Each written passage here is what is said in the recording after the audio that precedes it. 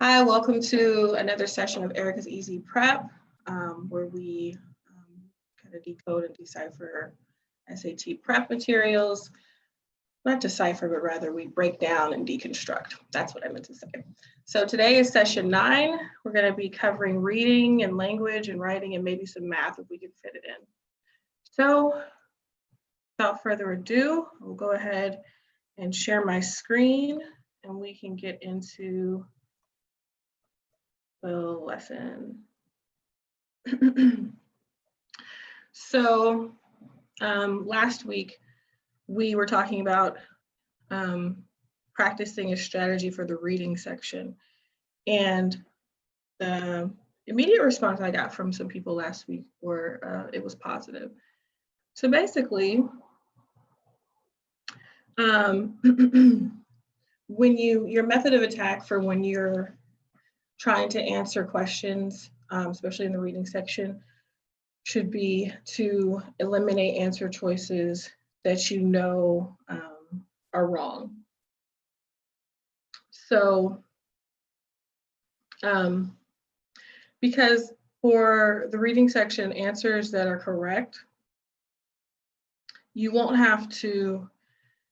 really have to, how should I say, try to force them to be correct. So if there's an answer, say there are 4 answer choices, of course, and you whittle it down to 2 options. You're trying to decide between the 2. If for one of those options, you have to kind of negotiate and say, oh, well, if this is right, if this is this and that, then that's going to be the wrong answer.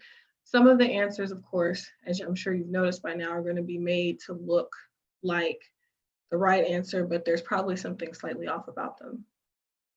And then, of course, there are some that just really look correct, and that's the issue. But the thing is, too, I believe it boils down to about 13 minutes that you have per passage, meaning you have 13 minutes to read the passage and answer questions. So reading the passage and answering questions, you're only given 13 minutes for all of that per passage. I believe that's the breakdown. So if you are not super sure about an answer, mark it, put something down, what you decide on one of those answer choices and just put something down, because all the answers are worth the same amount of points. So there's no sense in trying to spending an inordinate. I can't speak today. Spending an obscene amount of time on one question when all of them are worth the same, and you would be able to answer more questions correctly if you just moved on to the next ones. So also, when reading these passages, we practiced last week skimming the passage.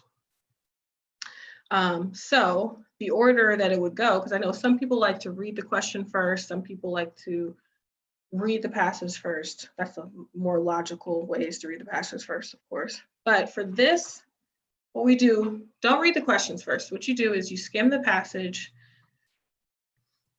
You skim the passage.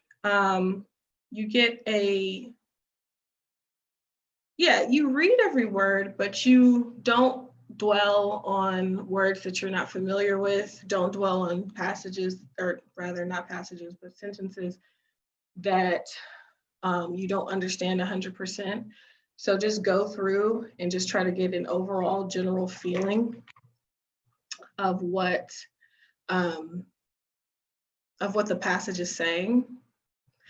So after you skim the passage, because one thing too, when you're reading, and you might have noticed this already, when you encounter a particularly difficult sentence and you're stuck on that sentence and you reread it and you still don't get it. Sometimes when you read a little more, like the next few sentences, it actually kind of explains it.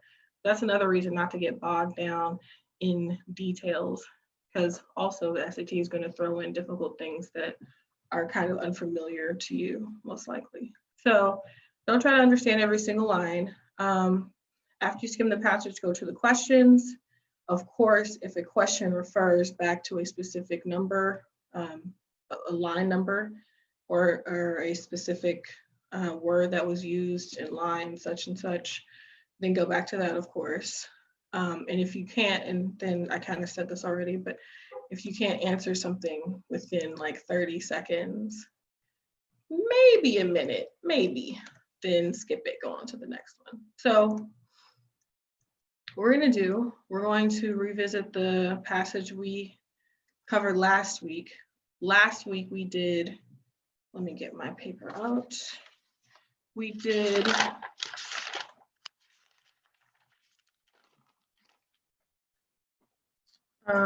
problems 1 through 5. So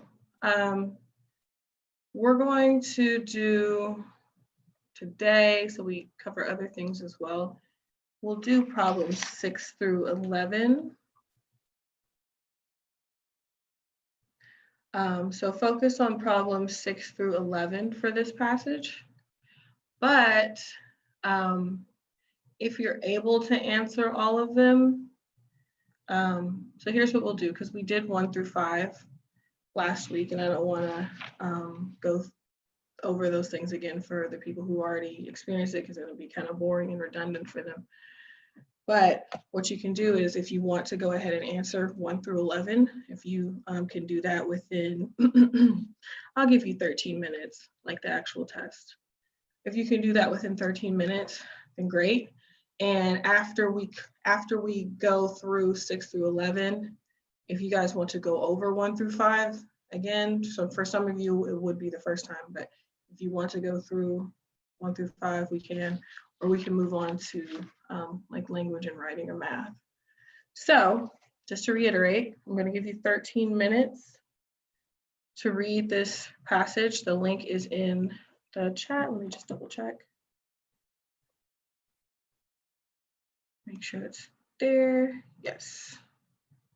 Just make sure it's the right one. Okay, cool. Link is in the chat. Skim the passage. Even if you feel like if you have issues with the reading section,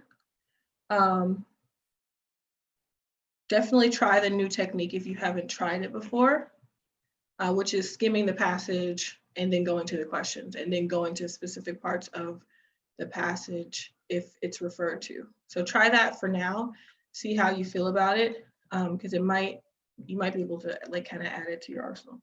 Okay, so I'm going to give you 13 minutes. Then we're going to come back and do numbers 6 through 11.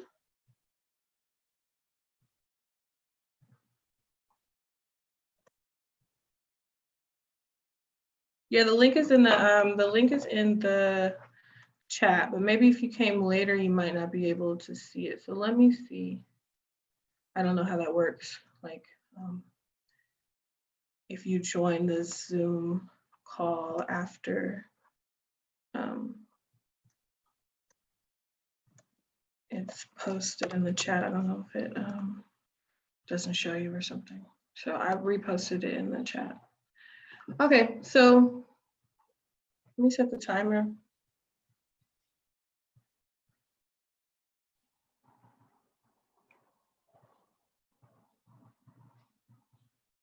We're coming back at 3:03.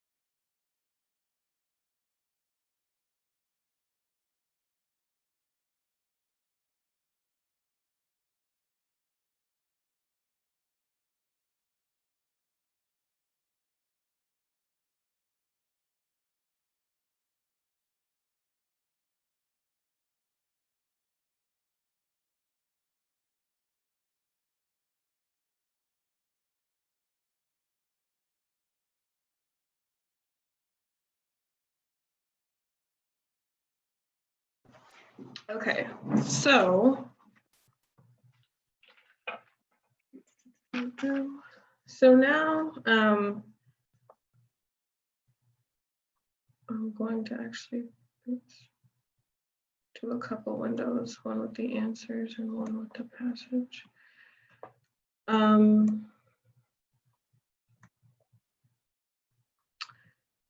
So now as we start to answer the questions, or hopefully you were doing this before, but as we start to answer them together, we're going to do so with the aim of eliminating incorrect answers outright.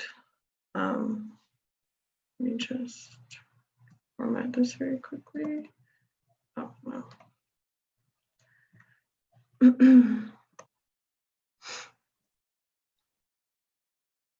So, I mean, you get to the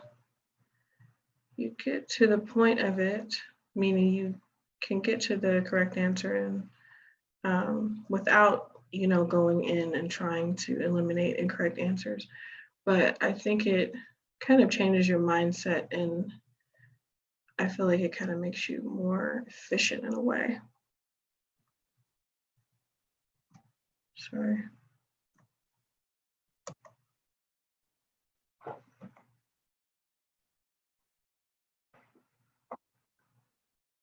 Oh, a couple people in the waiting room.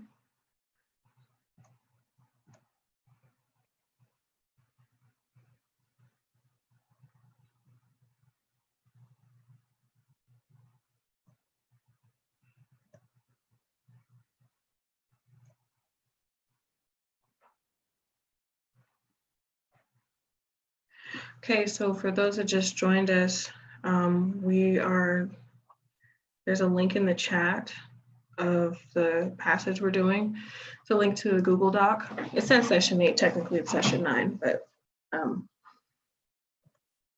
yes, so we've gone over this passage before. Yes, I can post it. Okay, so I think, there we go, posted it again for you. Also, please change your name to just your initials, just for privacy reasons, if you don't mind. I believe you can right click, or actually, I just discovered that I can do that myself. Hold on. Okay, y'all already did it. Cool, thank you. Okay, so sorry, I got distracted because I had to let people in to the waiting room. Okay, so as we answer these questions, we're going to look at them. Oh, there's another person.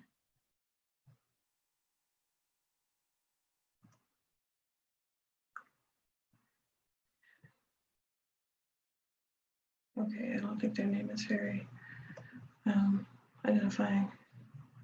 So I'm just trying to expand this so we can see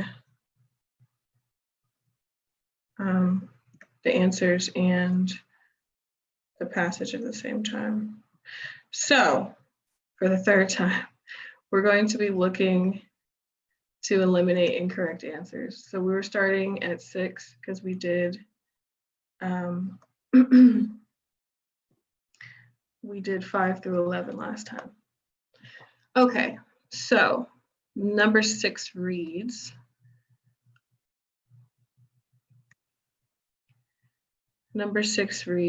over the course of the passage, the main focus shifts from, so what are some things that let's start eliminating answers. So A, B, C, or D, someone tell me, put it in the chat, or you can unmute yourself. I might also call on you guys, depending. Someone tell me what's an answer they know is wrong, it's incorrect.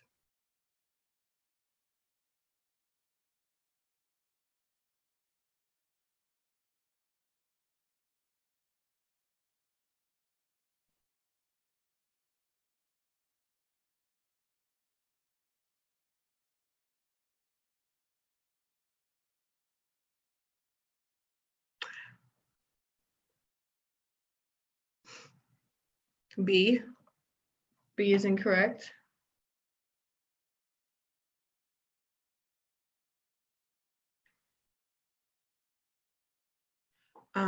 Yes, that's true. I was going to ask you why you think it's incorrect, but I know you just joined, so I won't put you on the spot like that. Okay, we have B, so we're going to mark off B. What else is incorrect?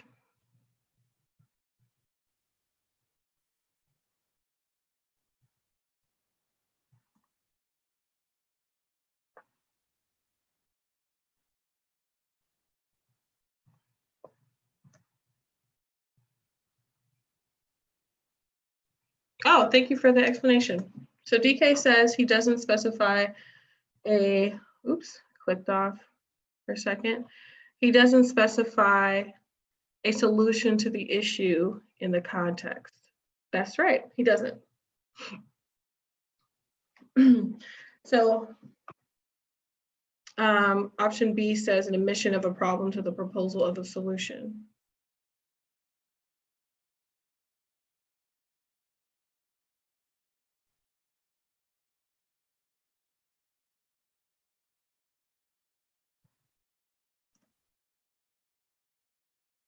Yes.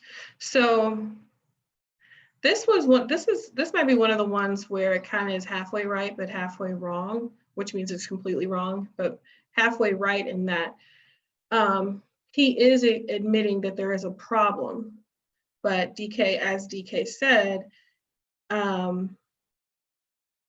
he doesn't move necessarily to a proposal of a solution for that problem. So SH, what is another answer choice that you eliminated? So we've eliminated B. What's another one that you eliminated that you know is incorrect?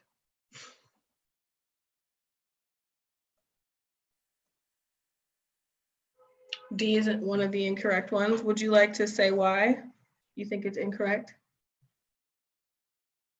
You could type it out or the chat. The chat might be more efficient though. Whatever you're comfortable with.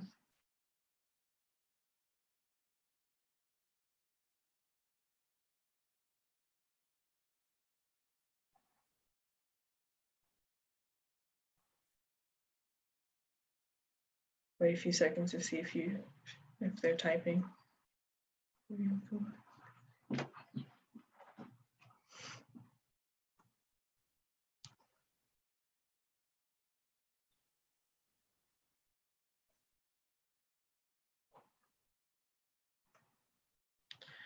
Okay, SH says, I think D is one of the incorrect ones. I didn't think he argued for action. To me, he was more of expressing it. So let me see, an argument for action to a summary of guiding principles. What do you mean by expressing action versus arguing it?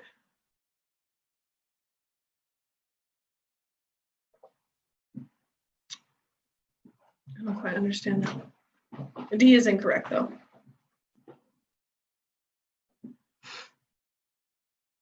You can unmute yourself.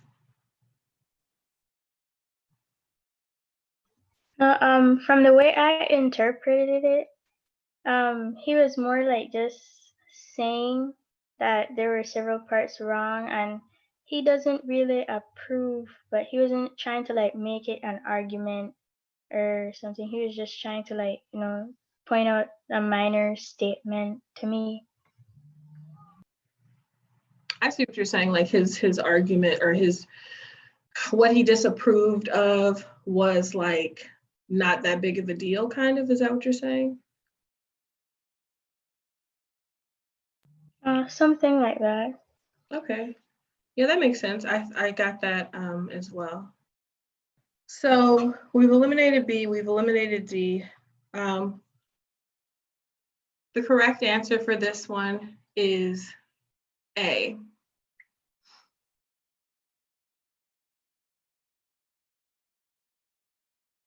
And it's A because throughout the passage, even if you don't understand a lot of this old type of speaking, again, this is written in like literally 1787. Pardon me. So even if you get caught up on some of the phrasing and stuff, once you kind of read it all quickly, instead of getting hung up on certain phrases or words you might be unfamiliar with, there is a general theme, because part of it, he's making the same point over and over again, but in different ways. He's speaking of how, he speaks here of how, let me turn my little annotation thing on. He's speaking of how, where was it?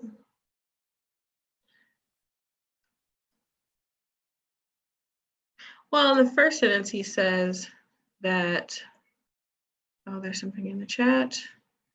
Okay, thank you for telling me. Someone has to go to the restroom. He says in the first line how, I confess that there are several parts of this Constitution which I do not at present approve. So he's saying right off the bat, there are several parts that I don't like. So right there, he's, that's his criticism. It literally opens up, it's in the first sentence. So looking at option A, choice A. Sorry, I have to move all these things out of my way to even see what I'm doing. Choice A, it says an acknowledgement of criticism. Pardon me. So, sorry. So then he starts to make the point, which he makes several times, of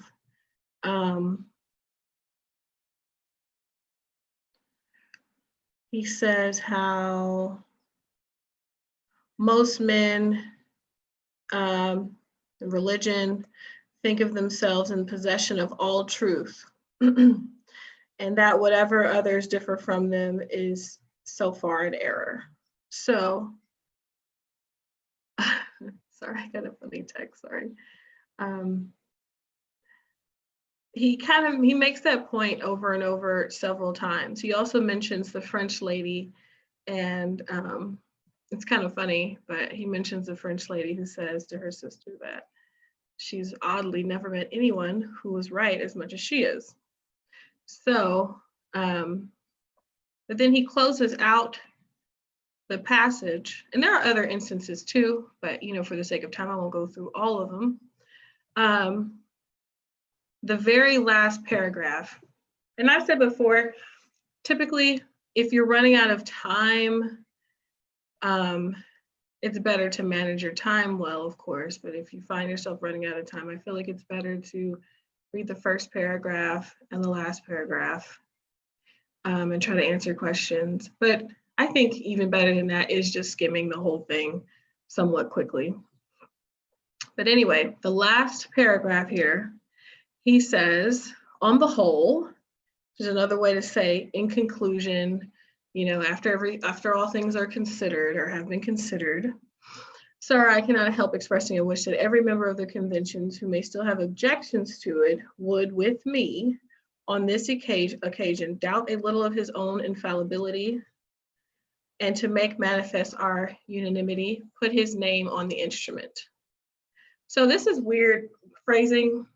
If you don't know what infallibility means, you might get tripped up a little bit. It's okay, keep reading, because again, it starts to be redundant. So on this occasion, doubt a little of his own infallibility. Let's say we didn't know what that meant. Let's just go to the next phrase. And to make manifest our unanimity. It's a bit of a tongue twister.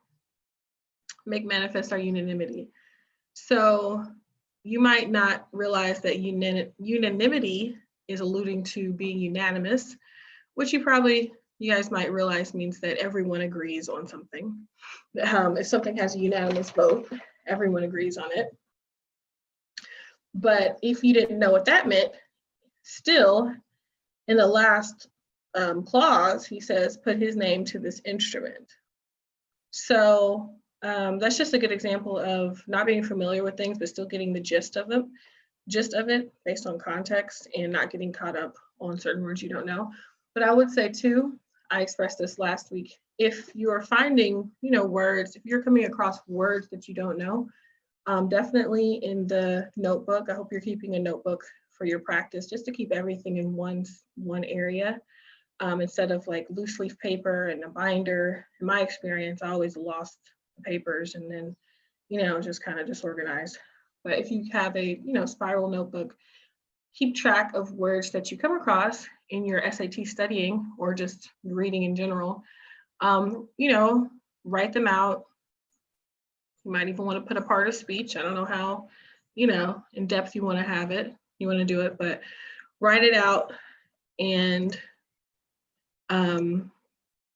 keep a track of it. It'll help you, especially the more time you have to study. Like the further out your test date is, the more it'll help you, but it'll just help you in general, overall.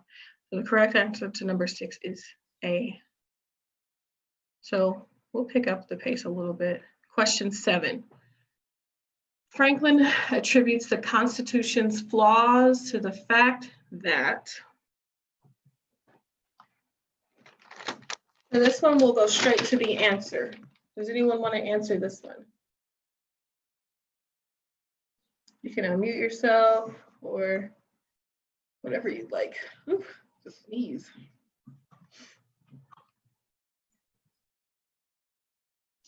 Is it B? Yes, it's B.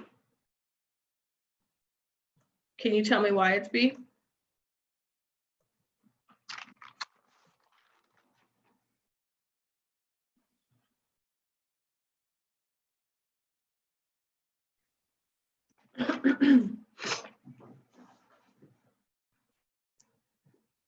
Okay, Franklin attributes the Constitution's flaws to the fact that the people who wrote it all had their own opinions.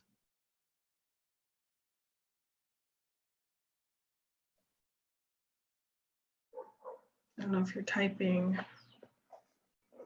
I think 45 to 50, it showcases basically how there's like different opinions and perspectives that go into making the Constitution. And Franklin talks about like if you have objections, then they wouldn't be able to like construct it or execute it correctly. You said 45 to 50. Yeah. Within these walls they were born, and here they shall die. If every one of us, in returning to our constituents, were to report the objections he has had to it, and endeavor to gain partisans in support of them, we might prevent its being generally received, and thereby lose all the salutary effects and great advantages resulting naturally in our favor among foreign nations, as well as among ourselves. Sorry, I have a chat comment.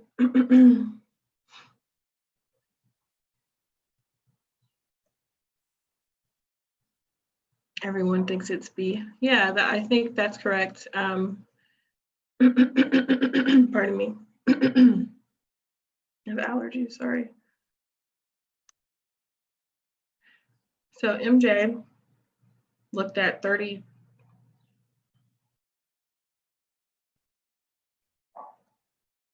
to 35, sorry. So let's look at lines 30 to 35. Oh, and Mark's kind of matches up. Exactly.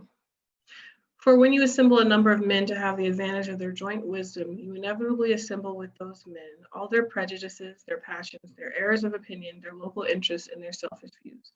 Yeah, that's a really good example of that. He expresses that at several points throughout the, well, the issue is that the document is not perfect. And this, he's telling you why it's not perfect. This is a great example of him explicitly stating why he thinks it's not perfect, because everyone has their opinion and they're kind of just thinking of themselves. So that's a good way to summarize that. So yes, the correct answer here is B. Now, number 8. Which choice provides the best evidence for the answer to the previous question? Well, we kind of already answered that. Pardon me. Lines 30 through 34 answer it perfectly, although you can answer it from different lines. lines 30 through 34 answer perfectly. We can look at, so it says 43 through 46. Let's see if, so we could also look at that very quickly just to see what they're talking about.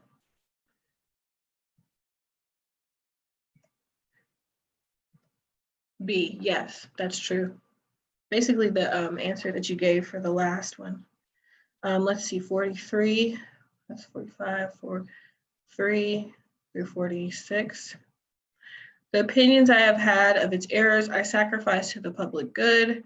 I have never whispered a syllable of them abroad. Within these walls they were born, and here they shall die.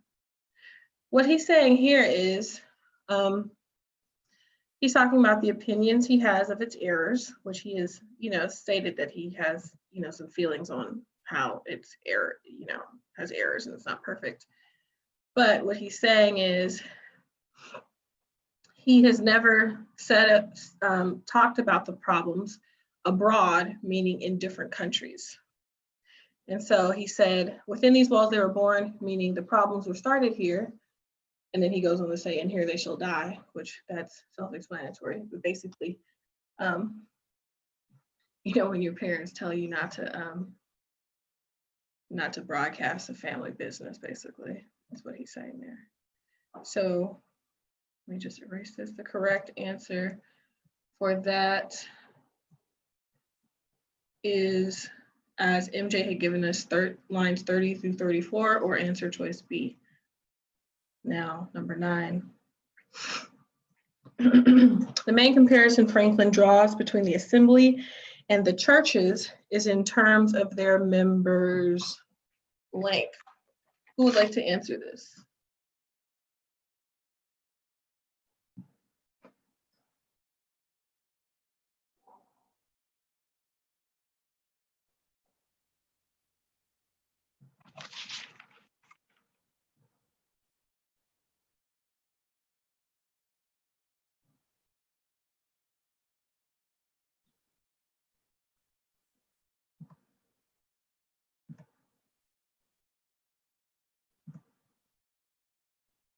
AV, would you like to answer this? Or just say what you're thinking?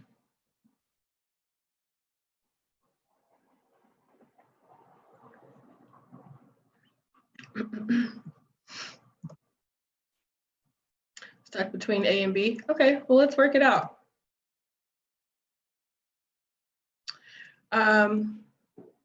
Why do you think it may be A?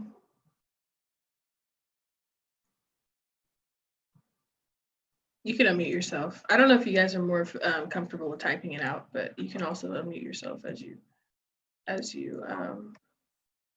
need to. So personally, like I just because it said churches, since we skimmed it, I didn't really get that part, but because churches are like religious, I guess I was between A and B because those kind of appeal to religion. Right. Oh, the comments, let me just, your background noise is loud. Okay, yeah, I figured sometimes the background noise and stuff. Just want to make sure you guys are comfortable with everything. Okay, yes, so that's true. Doctrine is typically associated, that word is associated with churches and religious. It's okay, no worries. Is related to religious stuff. But I will say, remember, AV and everyone else, he's speaking of churches, but he's also speaking of the assembly. Do you guys have an idea of what he's talking about when he says the assembly? You can put Y or N, Y for yes or N for no in the chat if you like. Because again, we did skim it, so might not have been apparent. You might know about it from maybe I don't know, like American history class or something.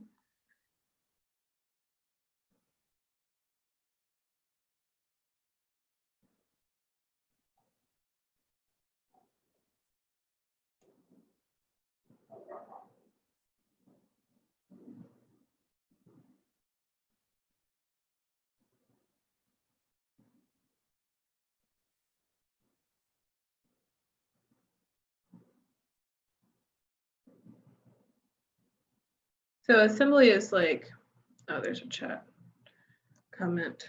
No, okay, thank you. Did I go to the end?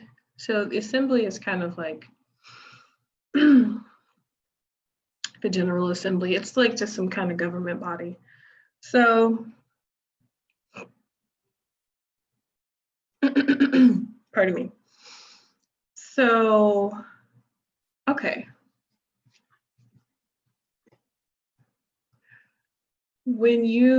If you're skimming something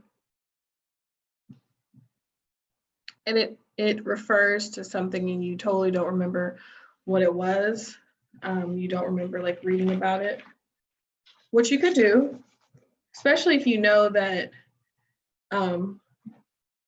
you've been managing your time well, and even in doing this, you must manage the time well still, is that you could, pardon me, you could go and find it in the text. The skimming, what it does is it gives you the general overall idea. And of course, again, different things are going to work for different people. Some people might lose focus and lose attention if they're not kind of reading faster, if that makes sense. And some people reading slower works for them. So, of course, try different techniques and see just what makes you get the highest score, really.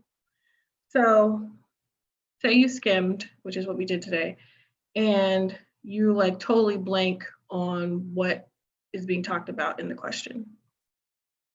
So here he's talking about churches, something with an assembly.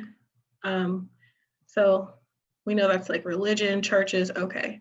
So you can kind of skim to see like what is he referring to?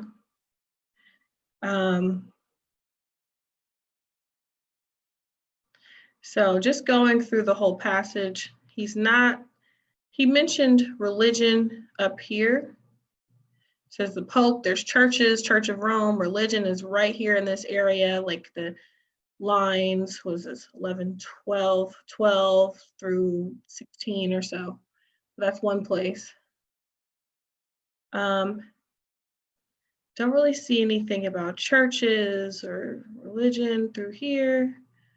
He says something about the assembly, but he's not talking about churches. And still nothing about churches here. So let's just go back real quick to where we saw something mentioned about churches. Okay, now here you could go over.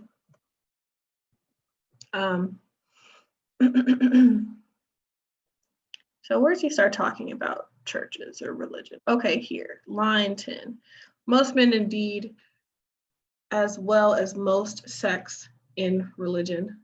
Sects, S-E-C-T-S, as it pertains to religion, means different groups of a religion. So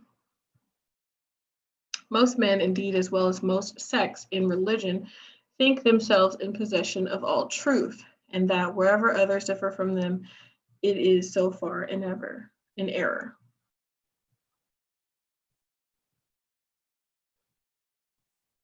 Hi, DM. We're going over the reading passage from last week. We're doing the rest of the answers, basically. So, let me put in the chat again in case you don't have the link. It's the same link as last week, though. Titled Session 8, even though we're on Session 9. Okay. So right here it's saying most men indeed, as well as most sects in religion, think themselves in possession of all truth, and that wherever others differ from them, it is so far error. So what is this saying to you, AV? What do you think? What do you feel like that says just from reading that? Like what impression do you get?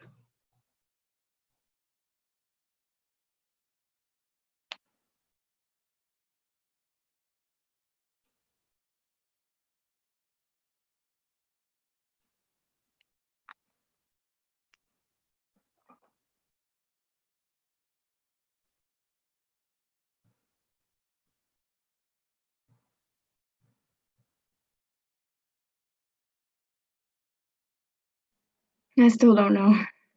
Okay, that's okay. Okay. Okay. Well, what if I were to say, sorry, let me read this chat.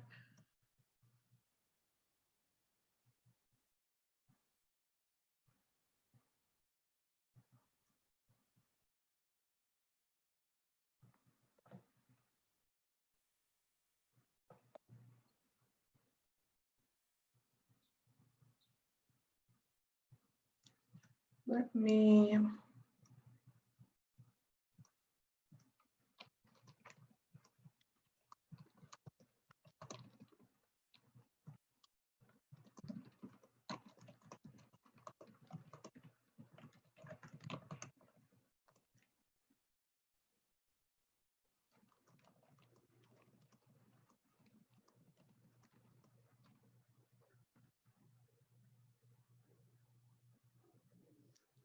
Want to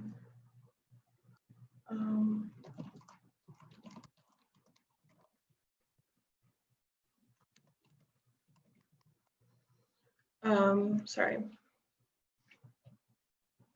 So if someone says most men as well as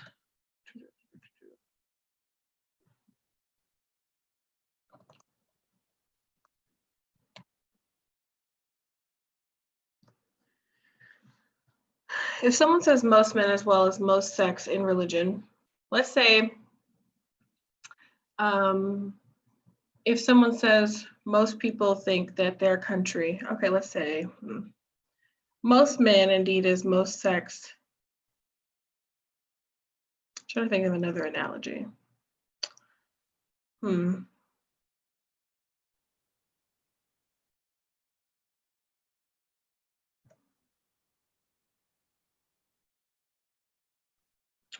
Sorry, there's a few things going on. I'm a little distracted. I apologize.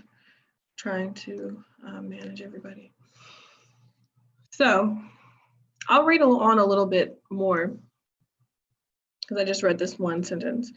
Still, a Protestant in a dedication tells the Pope that the only difference between our churches in their opinions of the certainty of their doctrines is the Church of Rome is infallible and the Church of England is never in the wrong. But though many private persons think almost as highly of their own infallibility as that of their sect, few express it so naturally as a certain French lady who in a ... After that, he goes on and speaking about the French lady I had mentioned earlier, who speaks to her sister. But this is the extent of him mentioning churches. So here to about here is the only place where he mentions churches. So, pardon me, this line here, AV, I would like to hear your opinion on this reading here. It starts here at line 11, 12. So it starts here at line 12 and ends, well, actually, let me see. The thing about the French lady might be beneficial. Okay, let's read the thing about the French lady. I'm going to erase this 1 second, this annotation.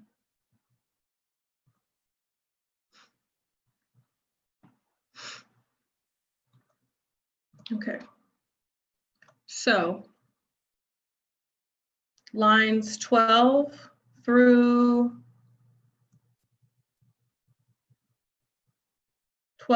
20.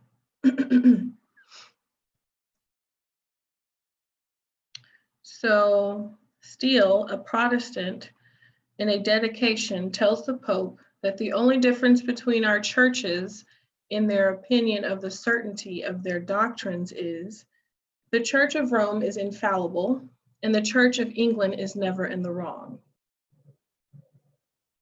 So what does that mean to you guys? So a Protestant tells the Pope, Protestant is a sect of religion, sect of Christianity. Okay, I'll see you in a second, ML. Having tech issues.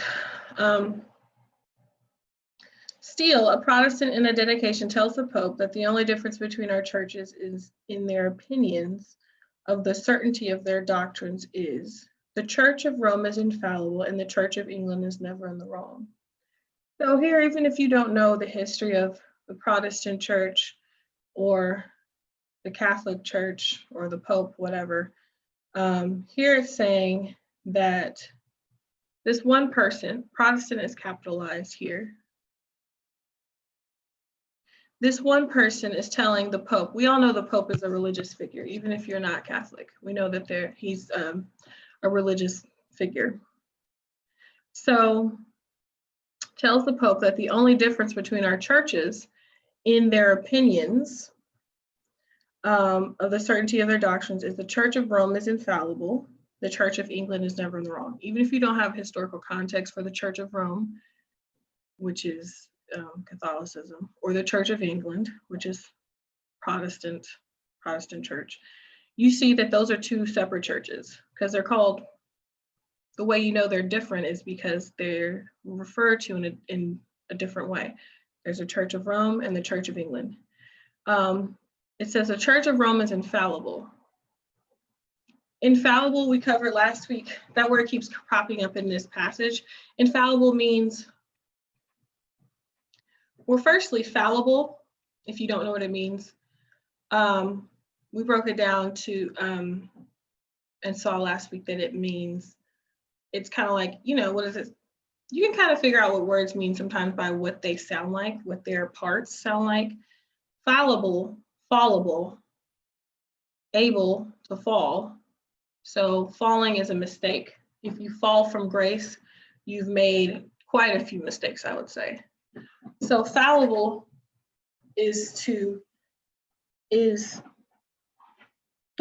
it means the possibility of being wrong, making a mistake, etc. When you put in front of some words to make a new word, which would be in this case infallible, that means that kind of negates what follows the in. So if fallible means to make a mistake, infallible means not able to make a mistake or to be beyond reproach. So if they say the Church of Rome is infallible, they think the Church of Rome is infallible and the Church of England is never in the wrong. If you're never in the wrong, we just established infallible means you can't make a mistake. So what that's saying is the Church of Rome thinks they can't make a mistake and the Church of England thinks they also can't make a mistake. So that is where the commonalities lie. So then it goes on to speak about private people. It says, but though many private persons think almost as highly of their own infallibility, again, that word infallibility, meaning they think highly of their inability to be wrong.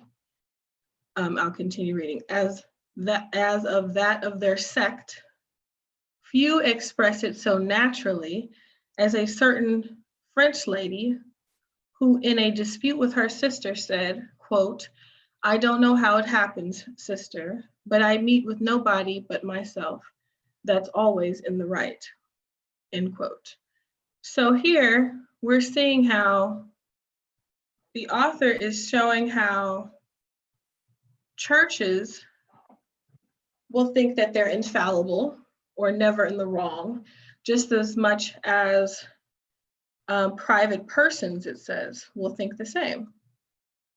So it says, let me find my place again.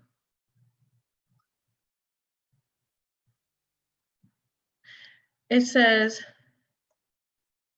but though many private persons think almost as highly of their own infallibility as that of their sect. So sect, terrible underlining. Sect is referring to a religious sect. So what this line here is saying, but though many private persons think almost as highly of their own infallibility as of that of their sect, few express it so naturally as the French lady. French lady says basically everyone's wrong but me. That's what she's saying. So here is where the comparison is. He's setting up saying that churches, religious groups think that they're right, and individuals or private persons think that they themselves are as right or as correct as their sect does. And here we see that their sect thinks the sect thinks that the sect is right, meaning the Church of Rome believes that the Church of Rome is right. So you say you have an individual who is a part of the Church of Rome. The individual thinks that they're as correct as their church is, which is to say that they're infallible or they never make a mistake. So when skimming, you can definitely go back. Again, some people do better with just reading in depth the first time through and answering questions. It depends on how quickly you can do that and if that helps. But okay, back to this question. AV, do you feel like this helps you narrow down or to fully answer the question? Because I know you were torn between a couple. Yes, I can put the link again.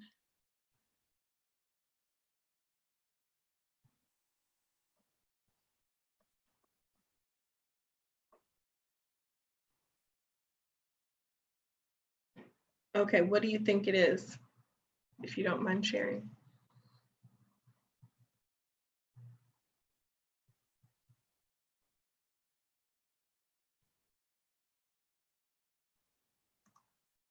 Mm-hmm.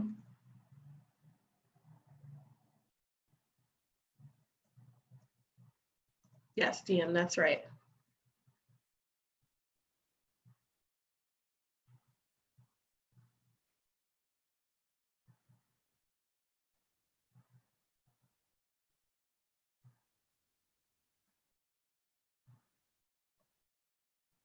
AV, do you understand it, or is it still like kind of like tricky? It's very flowery language.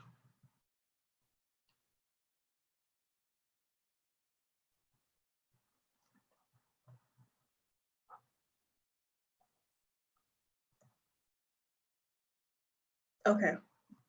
So the answer is D, blindness to their weaknesses.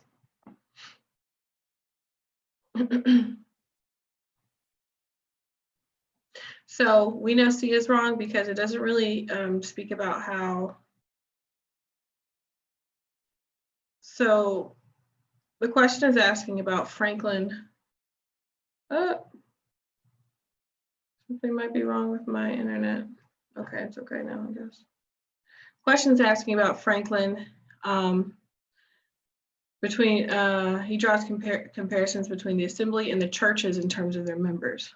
Okay, we don't know what the assembly is, but we know there's going to be a comparison to churches, people in churches and stuff. So he doesn't really talk about people accepting failure, so we can cross out C. He doesn't necessarily talk about people promoting the truth.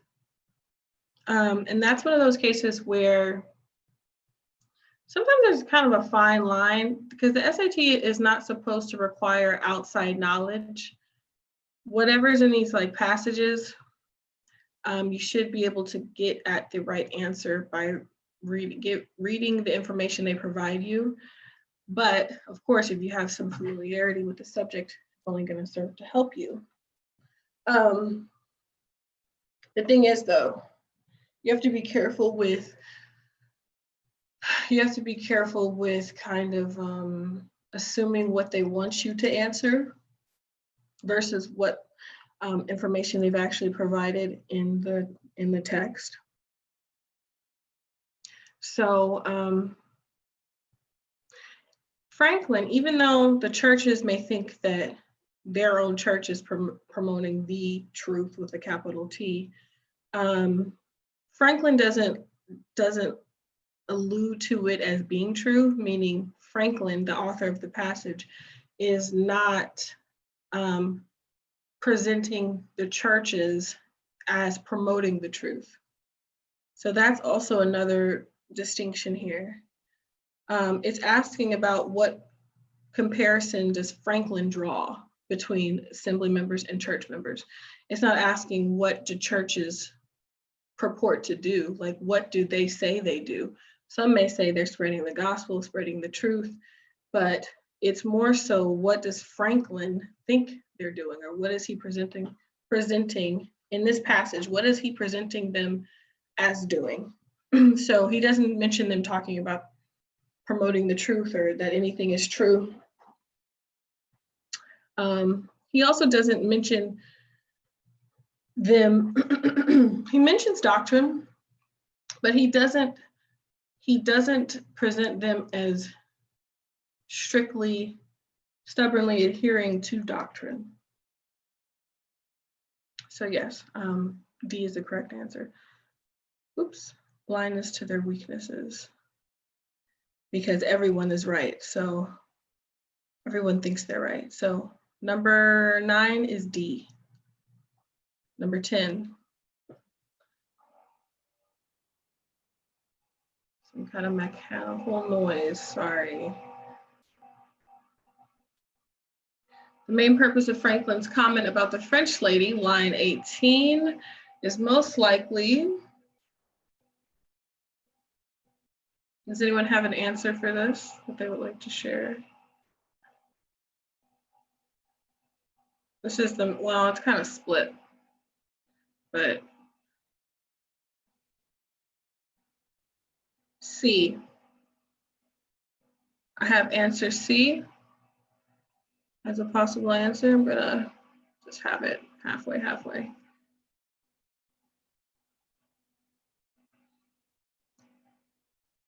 So,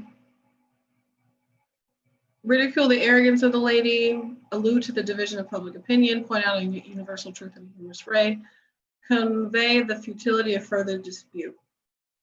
I think you can eliminate D. I don't think that really gets to the meat of it at all. I'm going to reread the line quickly. And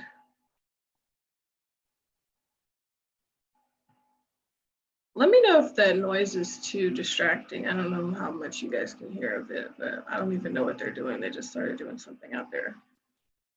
But please let me know if it's like distracting. Oh, okay, good. Great. I don't think I'm imagining it. No, I'm just kidding. I'm not. I don't know what they're doing. But okay, great. Okay. So I will reread it. And this is after he's coming off of having just discussed religion and how different sects of religion, how their beliefs are parallel to individual people's beliefs regarding their own opinions. So I'll start at line 16. But though many private persons think almost as highly of their own infallibility as of that of their sect, few express it so naturally as a certain French lady who, in a dispute with her sister, said, quote, "I don't know how it happens, sister, but I meet with nobody but myself that's always in the right." So right there, you can kind of see how it's kind of like goofy, kind of like funny a little bit, because that doesn't make sense that she hasn't met anyone but herself who's correct. So right there, that's such a ridiculous statement that you could say, you might be tempted to put A and say he's trying to ridicule the arrogance of the lady, but at no point is he really saying, he's not presenting it in a negative way. He's kind of presenting it as a matter of fact, and he's using it to validate the claim that came before it, which was that, again, line 16, but though many private persons think almost as highly of their own infallibility, et cetera, I don't want to keep rereading it. And even in the line that came before that, he's speaking of that's how churches feel. So he's not really ridiculing them. He's saying it's ridiculous, but ridicule would be more negative and a little more harsh. And if he were going to ridicule the arrogance of the lady, he would also be ridiculing all individuals who belong to religious sects and otherwise, and also he'd be ridiculing the religious organizations, because he's saying that individuals just act like religious organizations, and they're supposing that they're infallible in their opinion. So the correct answer is C. He's basically saying that everyone acts like they're right and they're infallible. It's the word of the day. So he provided that he gave 3 examples of people or organizations thinking they're infallible. The churches, and he followed that up with the individuals. Then he gave the example of the French lady. All those things are saying the same thing, that people think they're right and everyone else is wrong. So that would point to it being a universal truth, because he's basically saying everyone thinks this, from the individual to the huge religious organization. Everyone thinks they're right. So again, the answer is C. Number 11, as used in line 54, general most nearly means. Let's go to line 54. If you guys have an answer, put it in the chat. So I'll read it really quickly. It says 54, right? Yeah, here it is. Okay. Much of the strength and efficiency of any government in procuring and securing happiness to the people depends on the general opinion of the goodness of the government, as well as of the wisdom and integrity of its governors. Okay, I have some A's. All right, looks like we have A. Yes, A is correct.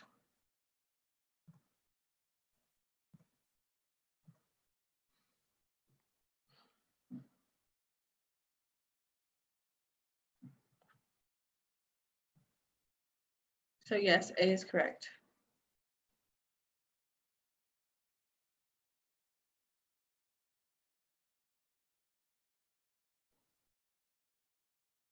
So,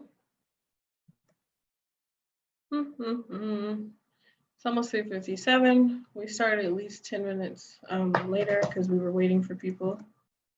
I mean, I always go over time anyway, you guys know that. So,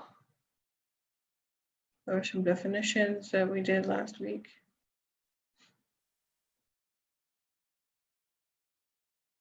Now, I would like, I guess, a vote. Would you like to do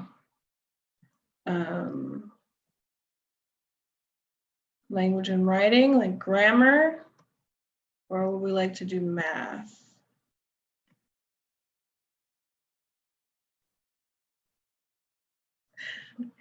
When you say writing, are you talking about the writing and language portion, or more like essay writing? Probably.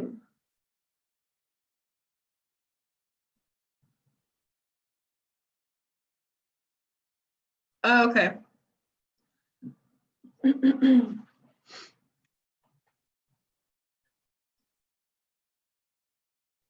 Okay, so I have 2 votes for like the grammar / writing section. I have a question though. Yeah. So, cause today I took like one of the tests, practices. I did like I stumble on like 4 questions in the math. So is it fine if we can like kind of go over that? Yeah, what kind of math? Okay. I Looks could like send you like the PDF file. okay, send it to me.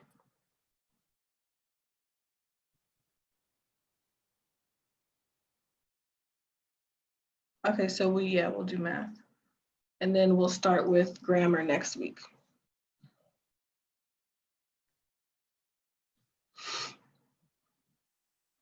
So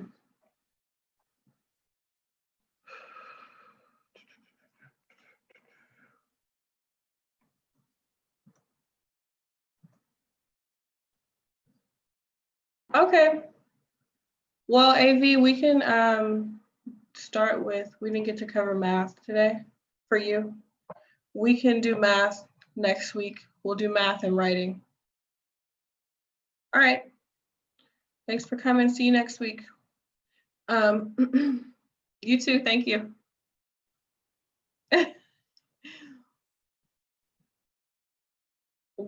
I think everyone wants to do math. We will do grammar next week though. We're just limited by time. Pardon me. We're gonna do this right here. This is a grammar, well, it's called writing and language, but it's basically grammar. This is what we'll do next week, this passage or whatever. So if you want to do it, that's fine. But if you want to do it, that's fine. But try to do it. Sorry, I'm trying to multitask and failing at it. DM, I might have to look at that after. Like I'll have to give you some feedback like after today, because it's hard for me to like look at it now and speak to you guys. So, okay, you can do this writing and language exercise if you want after we're finished today. But I would say if you're going to do it, make sure to do it in more like timed conditions. Like if you can't, that's fine. It's better to do it than not do anything at all. But it's just better to get into the habit of timing yourself, especially if your test is coming up. So this is the grammar stuff. So I'm gonna skip over it. And go to math. Pardon me. Oh no, I'm so tired.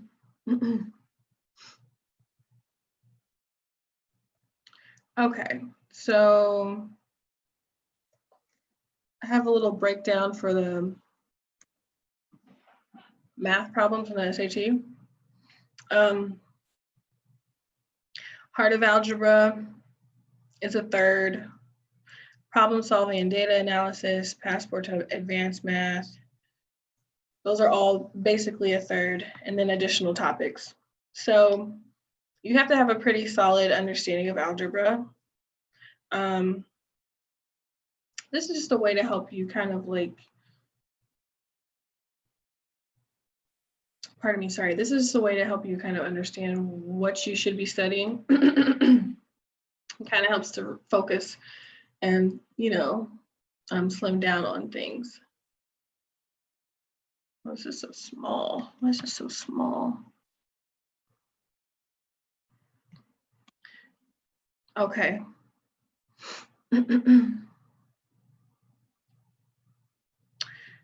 We kind of done something like this last week.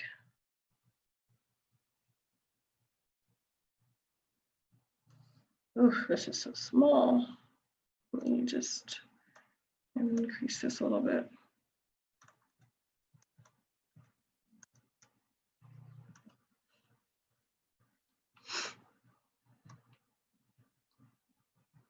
If you guys can't read that, let me know.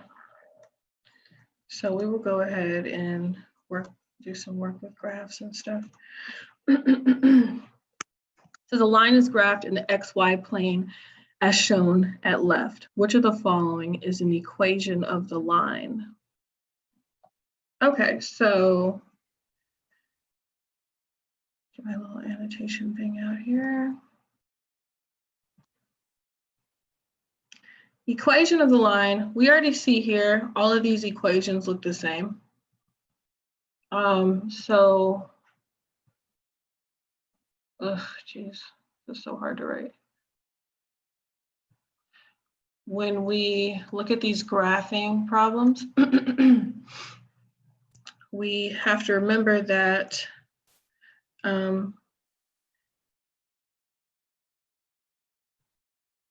so I'm reading a chat message.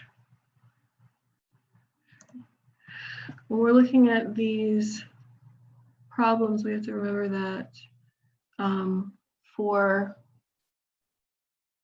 So I have a lot of things going off my phone and different things, sorry. When you're looking at things dealing with the XY plane, you want to keep in mind slope-intercept form. Slope-intercept form is an equation that basically tells you what the graph is going to look like. How does it tell you that? It tells you that because, firstly, I will say also, when you're dealing with slope and intercept and XY and all that, just looking at the basic anatomy of the graph, this is X, obviously, and this is Y. So the Y coordinate is dealing with the up and down position, or the Y-axis rather, just means line. The X-axis or line is dealing with the horizontal position. So now, when you're dealing with these type of math problems, it's important to keep this equation in mind. Y equals mx plus b. So the m is going to be the slope.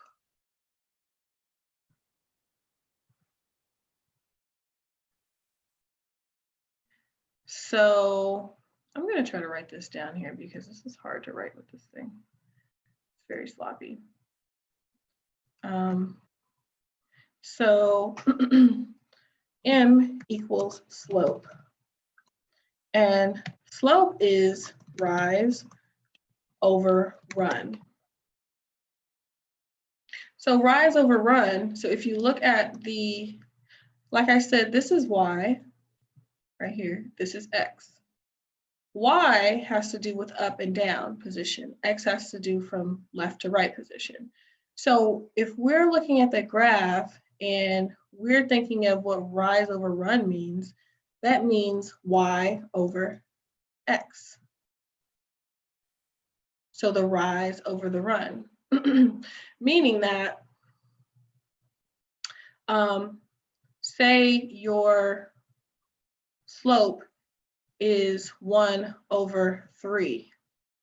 That's your slope, or your m. Let's say m equals 1 over 3. So what that means is you go up. Since these are positive numbers and not negative, you're going to go up, because negative makes you do the opposite, right? So if you have a negative, -3, then you're going to go, since 3, oops, that's going to become confusing. Let me erase that real quick.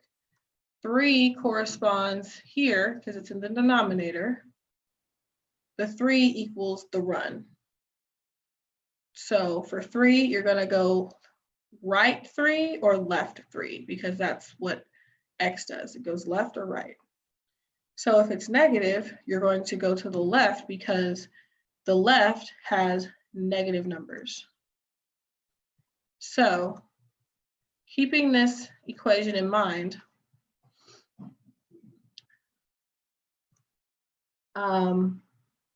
if you have a 1 over 3, I'm going to erase this negative number because this is, oops. If you have 1 over 3, that means you're going up 1 and over 3. They're still asleep, and I was just heading out to the mall. I have some shopping I have to do.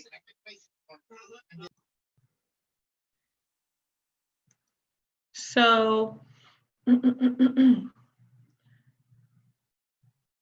if it's up 1, so that's 1 right here, up 1 on the y-axis, and then over 3, 1, 2, 3. So that's the slope. That's how you determine slope. It's rise over run. Now x, you already know what x is. You already know what y is. So b is going to be, b is always the y-intercept. What y-intercept means is that it intercepts or interrupts y, the y-axis.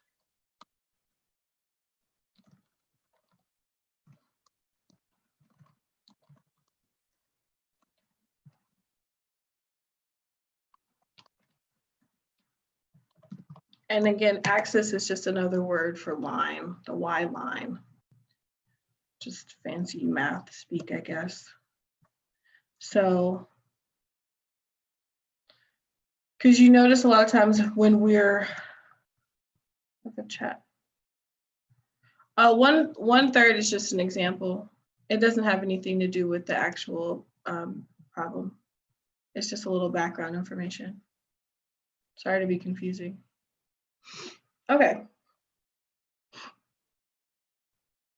So DM gave the answer of C.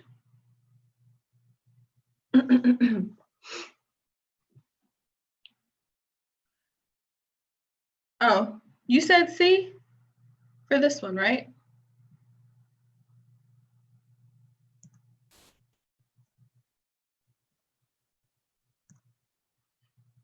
Let me make sure.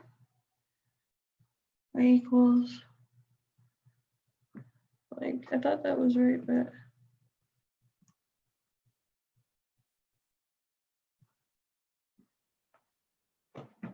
Okay. So when you want to look, when you look at these problems, you want to fit it into this equation, y equals mx plus b.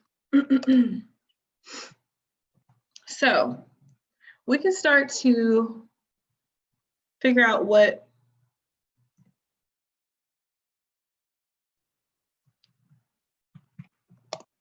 m equals, pardon me, by counting the, again, slope is rise over run. So we can figure out the slope from just counting the notches on the graph. So you start at the origin, which is 0 right here in the middle. You go 1, 2, so down 2. And, well, yeah, I'll just keep saying that. So you go down 2. All of them have 2 in the numerator, so that's kind of a give me, but just to go through the motions. You go down 2, 1, 2. Then you, okay, well, actually, let's start, sorry, I misspoke. We start at the, that's for the Y-intercept.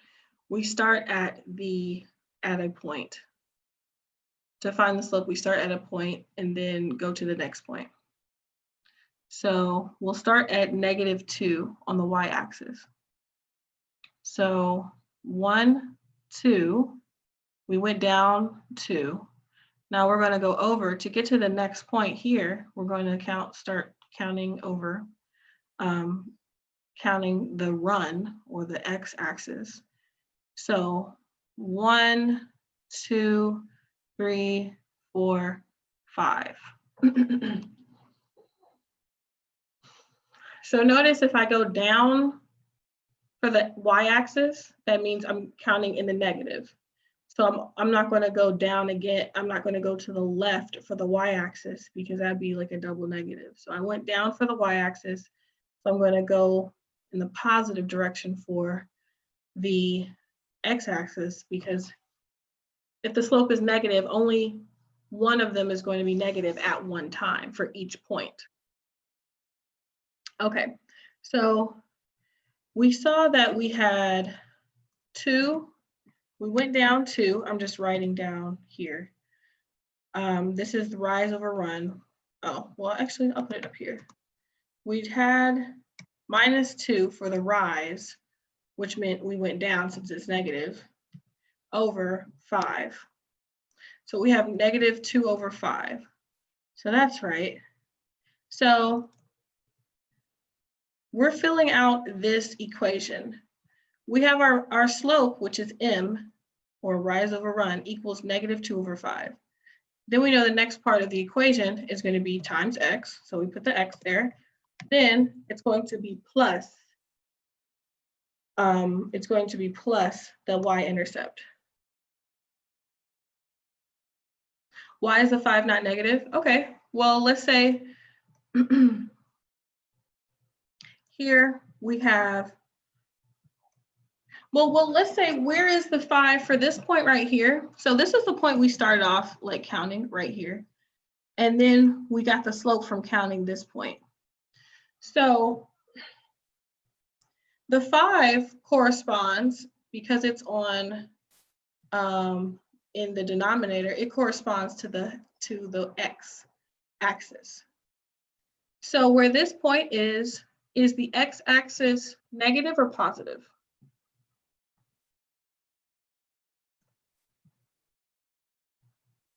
Okay. Also, let's say, since we, just another way to look at it, we started over here counting and we went down 2, right? 1, 2. We went down on the y-axis. So that means that this y is going to be negative. Then we proceeded to count over 5. 1, 2, 3, 4, 5. And then we got that next point right here. If we made both of them negative, then that would mean that neither of them was, right? Because if you have 2 negatives in a fraction, that means it's positive. They cancel each other out. So that's another reason, although I know you said you understood it, but I just wanted to give you another way to look at it. So the x-intercept, or sorry, scratch that, the y-intercept. B is the y-intercept. When you have this equation, B is always the y-intercept, or it's when you have a point only on the y-axis. That means that x is 0. So you have, you know what, I'm gonna write it right here. I think that'll be more clear.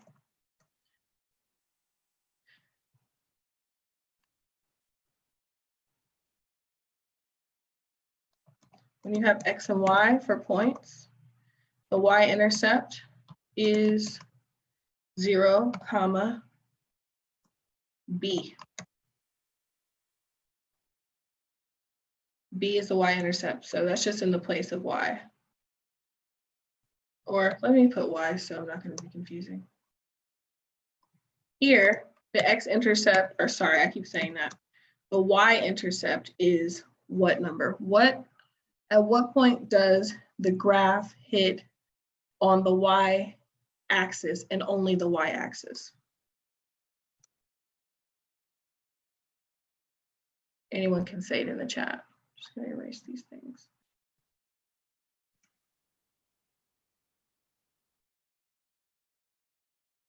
What is the y-intercept? Where does the graph hit just on the y-axis and not on the x?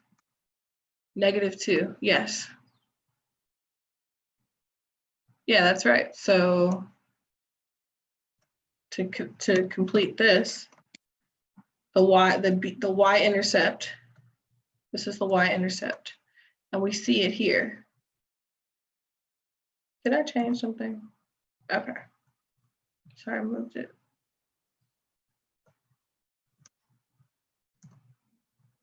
Okay, thank you for telling me. So we'll go back down here, because what the question is asking us is to complete this equation, y equals mx plus b.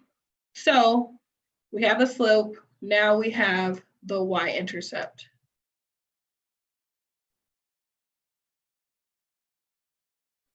Point slope form.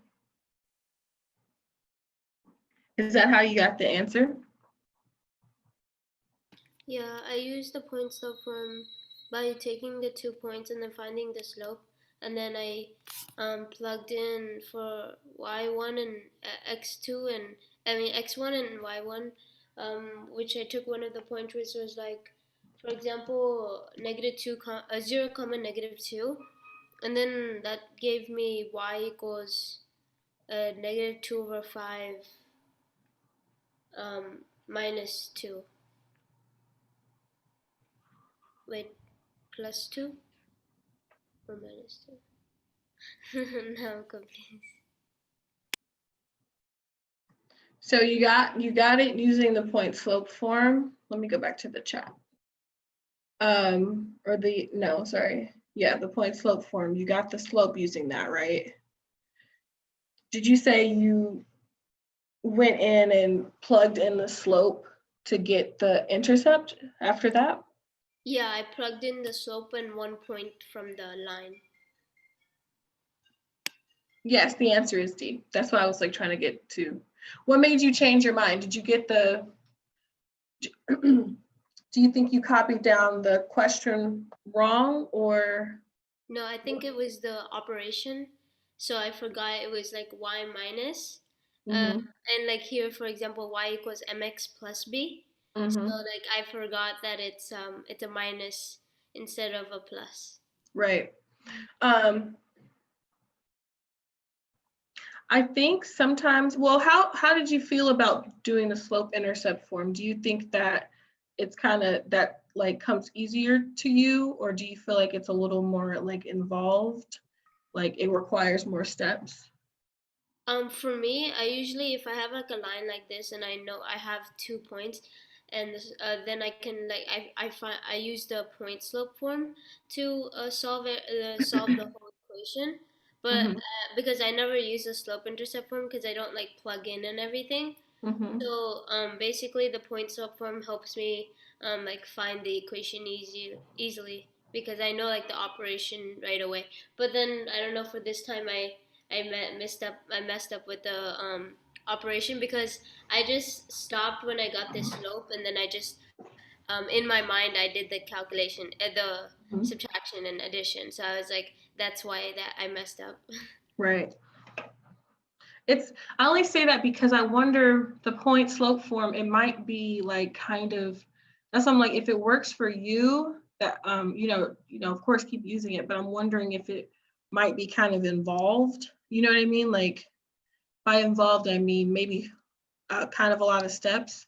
And even if some things are a lot of steps, but you're comfortable with them, um, it's fine to do. But on a test like this, I wonder sometimes if it's like, if like the more like kind of like the more steps something has, the greater chance you have for error in looking at things. But I think it sounds like you're very comfortable with that equation, so it might just have been like like a simple mistake. But I will say too, if after you do the problem, you can also look at the graph itself. um, the graph itself, it shows you where the intercept is. So you don't even have to actually do the intercept. The only place that this line, this blue line that's being constructed here, the only place where it's touching the y-axis and just the y-axis is at -2. So you can also, I always like to give different ways to come at the answer. Yeah, you can also just look at it actually.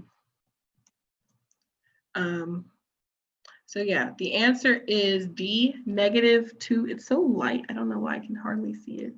-2/5x minus 2. And it's -2 because even though y equals mx plus b, the original equation has a plus for the b. And since we see that it's intercepting the y-axis at -2, we can keep the negative, meaning, well, this is the answer. I don't have to retype it. It's right here, y equals -2/x, -2/5x minus 2.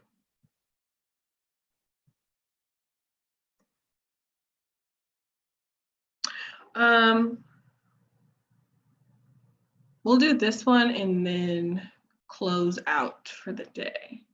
I think this is a quick one because I've been talking about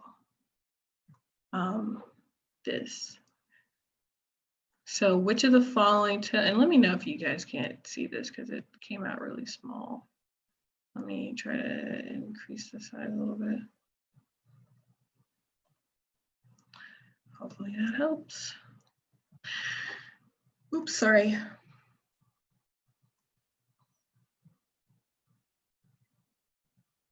Which of the following equations represents the line graphed at left in the XY plane?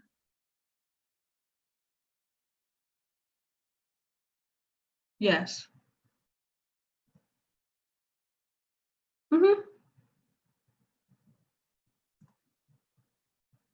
Yes. DK, you're right. Y equals -4, or B. And we know that's the case because the line is only, the line graphed, which is this blue line, it's only touching, the only axis it's touching is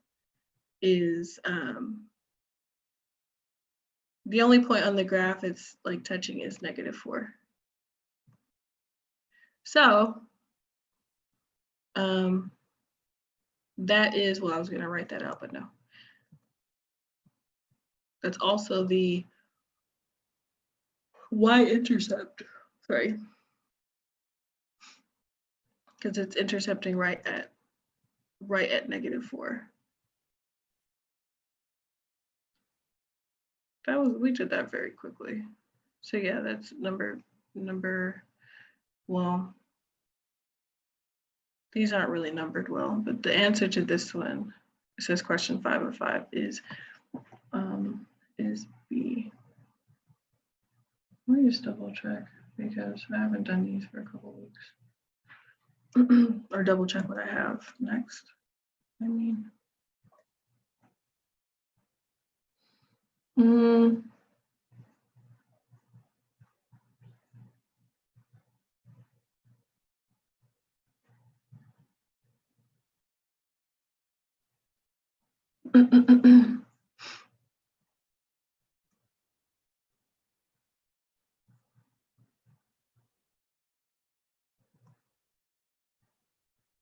I guess we might as well go to 4:30. Yeah, sorry, these are so small. I think that's more helpful.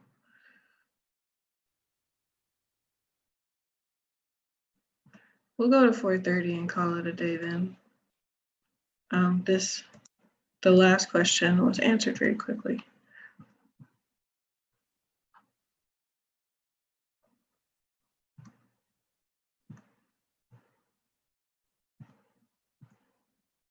Let me move the screen down a little bit. Sorry. Okay.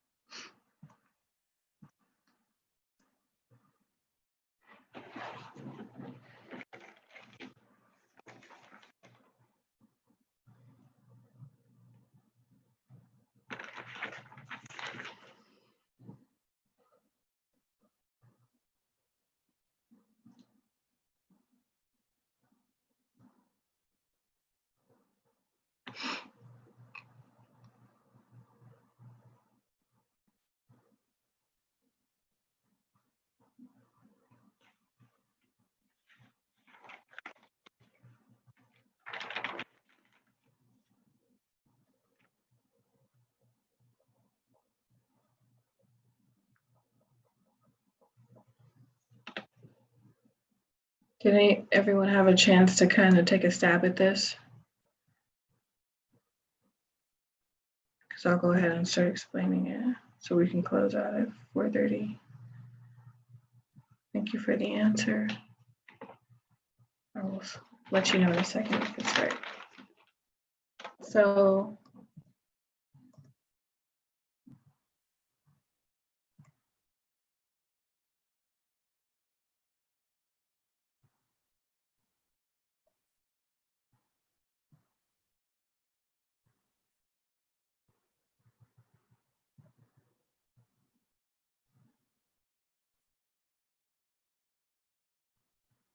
okay, I'll go ahead and solve it.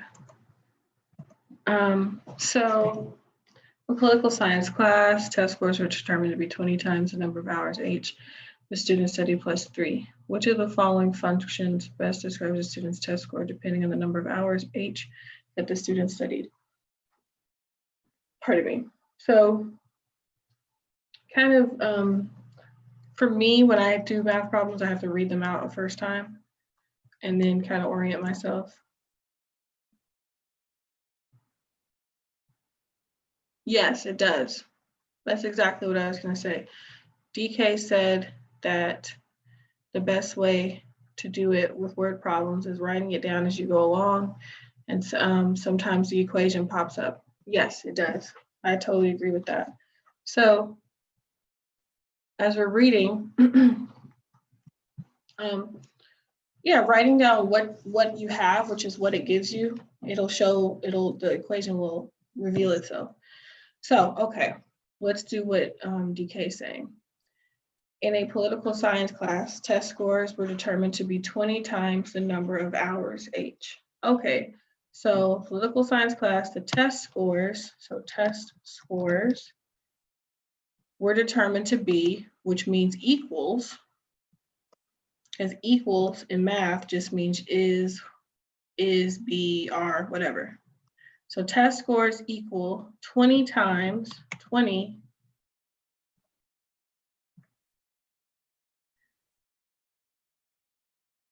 Yes. Yeah, because DK says the most difficult problems are always the ones that are wordy and have complex sayings intertwined in the text. Yeah, because it's like you have to switch your brain from words to math. And even though math is representing words, it's just not a usual conversion or translation we're used to making. So it can be really complicated. I struggle with math problems myself. Math word problems. Say like on the MCAT and stuff, they were tricky. So it says test scores were determined to be 20 times the number of hours H. So it's 20 times the number of hours. It gives us a letter H. So it's 20, I want to put this in parentheses. So it's 20 times H. Okay, let's keep reading. The student, okay, we restart. Test scores were determined to be 20 times the number of hours H. We have that. The student studied plus 3. So we have plus 3. Which of the following functions best describes a student's test scores depending on the number of hours H that the student studied? So we're trying to find a function. A function means, well, putting F for function. So which of the following functions best describes a student's test score depending on the number of hours H? So if a function is depending on something else, which here is hours or H, we could put that in parentheses. It's a function of H. You've heard of a function of X. This is a function of H equals. Well, let's rewrite what we have down here. We have test scores determined to be 20 times the number of hours H the student studied plus 3. So we have 20 times H plus 3.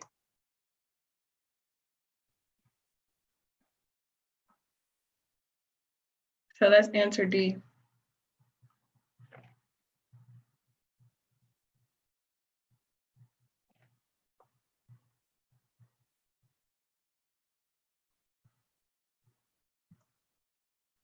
Yeah, basically just that.